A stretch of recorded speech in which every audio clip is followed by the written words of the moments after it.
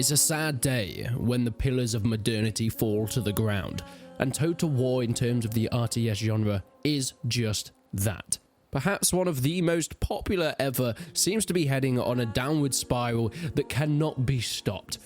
Or can it? Because Creative Assembly have just come out with a full message trying to redeem everything that's gone on over the last half a year or so.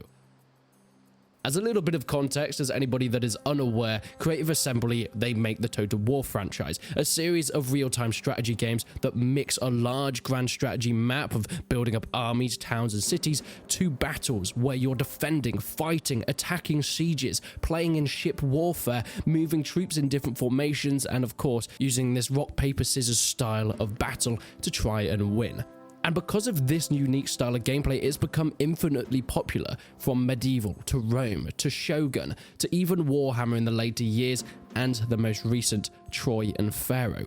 Yet Troy and Pharaoh have been two games that I think are safe to say been a bit of a flop for Creative Assembly, the development company. And because of this, the fall is starting to become somewhat mightier than the rise.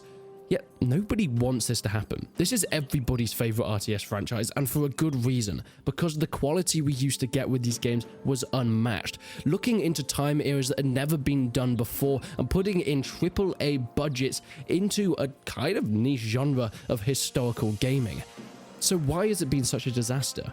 Well, Warhammer 3 released the Shadows of Change DLC for infinitely more than they should have been charging it. People did not feel like they had enough content for the money that Creative Assembly were taking, and thus the review bombing started. Whether it was just on Warhammer or then later on all the other Total War games, whether you agree with it or not, that's what happened. We went from very positive to mixed reviews, even to overwhelmingly negative at some points in the Warhammer DLCs. And this was just the start. Shadows of Change was just a look into the way that Creative Assembly was going to try and get a little bit more money for not a lot of content. When Troy came out, it was sold to the Epic Games Store. Yes, it was free for the first year, but it meant that people just didn't really get the hype for it. There wasn't a big launch like every other historical Total War. That paired with the fact of Creative Assembly not wanting to go either way with the game, leaning a little bit into mythical and a little bit into historical, meant that neither of those fan bases, whether you're into Warhammer or Rome, were that pleased. Then comes Pharaoh, the newest in the roster. And this was hoping to be the redemption arc for Total War. You see, after the last few disasters, they needed something big. There was no Epic Games Store deal, so maybe they could turn this around. Unfortunately, they charged a whopping full price for a game that was all but a Saga's spin-off. It didn't have nearly the amount of content that was needed, and thus, people were unhappy. Once again, the game went down that Total War Troy of more arcadey and almost tacky looking gameplay style with this promise of big historical returns.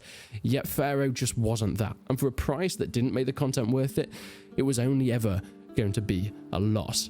And after that, Creative Assembly went pretty silent. We actually haven't heard too much from the developers until now. Just a few days ago, a message from the Total War leadership team came out, and it goes as this.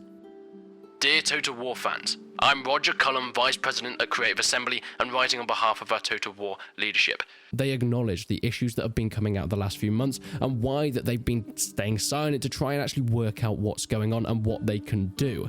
They say it's been a constant conversation internally on how we can get back onto solid ground, which is clear that it won't be easy and will take time and effort. And this is the one line that I think is the most important. We are sorry. Makes you feel a little bit, doesn't it? It makes you feel a little bit. We cannot fix issues overnight, but we'll work towards being more transparent and consistent with our relationship with you all. And this is where they address Warhammer 3 and Total War Pharaoh.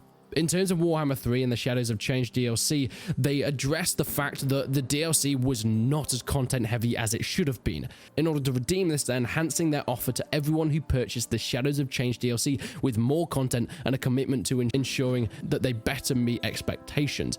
What that means, it's still pretty vague, and Darren from Republic of Played said it pretty well, stating how, yeah, okay, it's all well and good saying that more content will be coming and there will be addressing of the DLC around February to make it better, but that's not saying what's coming. Do they even know? Is this just a way of holding off the criticism for a little bit longer? Because whilst we can all well say, finally we're hearing something from Total War, it's been a few months now, and now what we are hearing is still pretty vague. Saying that they're targeting a major update for the Shadows of Change DLC to arrive free for everybody who owns it in around February is all well and good, and I'm very happy that that is the target.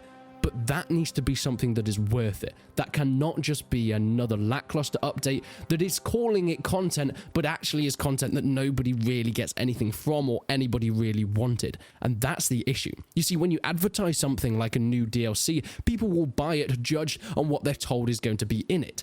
Now they already have it, saying we're going to add extra stuff in on the back end might be stuff that wouldn't encourage people to purchase in the first place, thus is almost useless for actually trying to redeem this issue. However, this is something that we have to hold off for now. We can throw criticism at Total War's way as much as we want for being vague, but at least there are some forms of communication coming our way, and at least hopefully it should be worth it for the people that already purchased Shadows of Change. But is it too little, too late? Well, that's when we move on to Pharaoh, and this is where the meat and potatoes of the statement really comes into fruition. We wanted to make you aware of the decision that we've made internally surrounding the game and what to expect with DLC that we've been working on. In the next few days, all current owners of Total War Pharaoh will see that Steam has processed a partial refund for you, and some of the funds will be added to your Steam wallet. The game has been lowered to a new recommended retail price of $39.99. Which is a massive discount from the previous $60, which is something, I guess. We don't think it's fair to our fans who put their trust in Pharaoh should feel any way disadvantaged by buying the game at the previous price. We've also removed the higher price editions of the game, the Deluxe Edition and the Dynasty Edition. There's now only one version available for purchase. This is probably the most concrete thing that Total War have done so far. It's not vague promises of extra content, DLCs, or things that might tide over the anger from the fans, but it is physical action that is happening almost instantaneously. Taking off $20 from the initial price that most people would have purchased this from does help somewhat. Whether it is still the game that people wanted, I don't know. Because I don't think the main issue with Pharaoh is the price tag. Is it one of the big things? Sure. The fact that people are paying $60 for a spin-off Total War title is a bit of a disaster. But I think the main issue is it's just not a very fun or exciting game. If it brought players in for its main core game loop, I don't think people would mind as much for a lack of content, or a few less factions here or there, or not as many historical battles, so on and so forth. But it's the fact that people that have purchased it not only feel like they've been shortchanged with the content, but just feel like the game isn't that good anyway, that Total War has stopped innovating, that in some ways they've gone back, and with Pharaoh they brought back some of the main things that made Total War games great in the past, but these are not new things. They're just trying to redeem some of the old fuck-ups of their games. So whether you decide to decrease the price or not, it doesn't change the fact that Total War Pharaoh just isn't a great Total War game. Then it comes on to the next part. Our next update, and what was originally our first paid DLC, will release in 2024 as a free update. This is, once again, that's all we get on it. We don't know what's going on. We don't know what they're actually planning on introducing. I feel at this point to make Pharaoh a game that people actually want to play would mean making a new Pharaoh, because I don't like the title. I've played it, and this is probably one of the pettiest things I've ever said, but is actually a legit problem for me, which is why I've not made a full video playing through it, because I do have it. I was given a key for it, but I can't.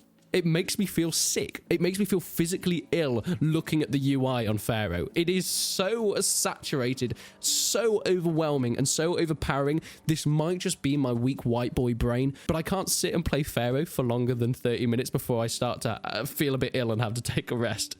I don't know if anyone else is having this issue. Please let me know, because I feel a little bit pathetic. This is not the core issue of Pharaoh, by the way. This is just one of the reasons that I am struggling with the game at the moment. I don't think that's something that can change, though. Whilst we've removed the Dynasty edition of the game from our lineup, we have internally changed up our plans of where we'll go next. We'll still be releasing incremental updates to the game that help bring fixes and changes to the core experience. One plan we've always had since the early stages of development on Pharaoh, though, is to expand the size of the campaign map as a free update. And this somewhat angers me, because I know why they're doing it, because it worked so well with Warhammer 3.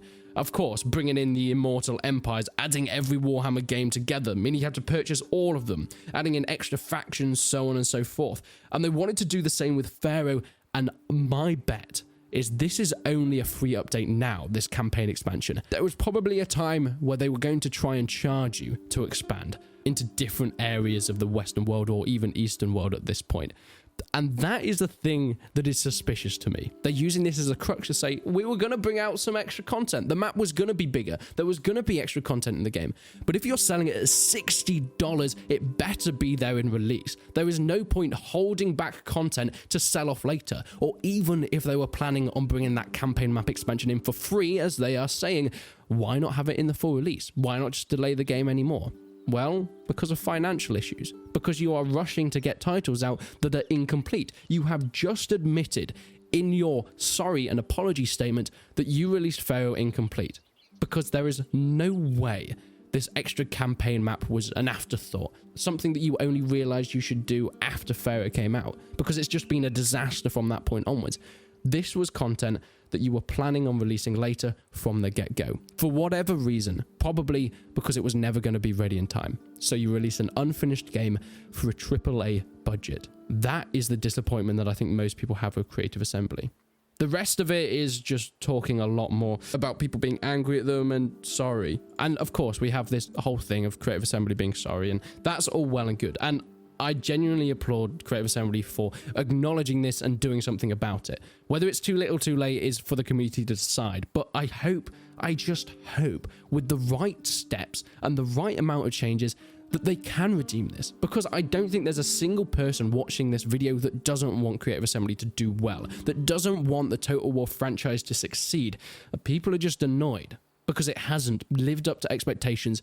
And that's all well and good saying, this is the direction we want the game to go now, but people are still spending money on this. If you're taking content from the pedigree that you've set up over the last couple of decades, you better live up to the expectations of those people that are funding your games, because it's just not good enough. The other thing I'd really like to see Creative Assembly do is talk more to the community through YouTube channels. They seem so dismissive of anybody that criticizes their content. Anybody that criticizes the franchise online gets absolutely cut off with no remorse. And that's all well and good. They can completely select who keys are given to. But the fact that they don't want to hear criticism, and they haven't wanted to hear criticism over the last few years, is a massive part of this downfall, as they've gone in with blinkers on, developed the game that they need to in order to get it out in time on this crunch schedule, and not cared about the feedback they've had, because it's painful. And I understand it's painful when people criticize work that you've spent a lot of time doing, but if you want this franchise to stick around, that's what you've got to do. It's unfortunate, but that's it. Please let me know what you think. Is this the first thing that we see of a redemption point for Total War? Do you think that they can live up to these ideas? Or are you just as disappointed as some people about the vagueness of this apology? Please let me know down in the comments below. But until then, I will see you in the next one.